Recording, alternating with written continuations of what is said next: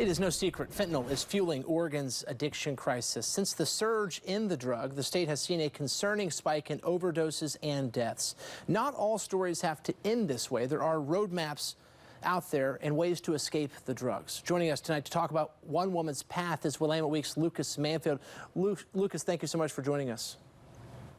Thanks for having me. Tell us a little bit about Marie, who 1 year ago was addicted to fentanyl but found a way out. Yeah, so Maria was, she was, 31 at the time, was living essentially in her boyfriend's car, was, really, just making it by. And she was also addicted to fentanyl. And that is when she learned that she was pregnant. And that kind of ended up shifting the trajectory of her life.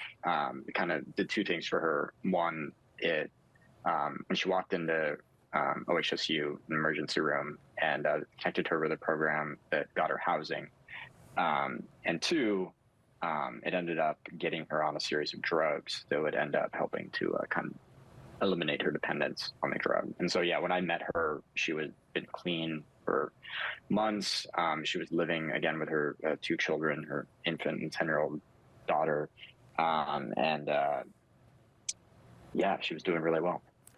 One thing I loved about your story is how it details the camaraderie of the 8 women who live in that house, but it talks a lot about Laura Hall, one person who's helped Marie at Rosehaven Community Center. Can you explain how she used Measure 110 to do this?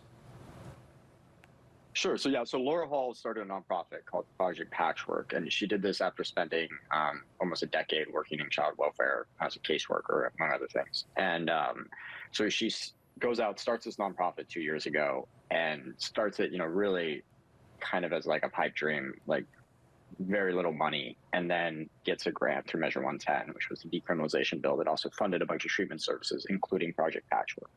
And she's taken that money and created this network of recovery homes. And I visited one of them, spent a while there, talked to a lot of women that were in it, and one of them was Marie.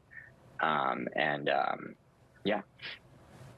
Lucas, thank you so much for your time. Phenomenal story. Yeah, no, thanks so much for having me on.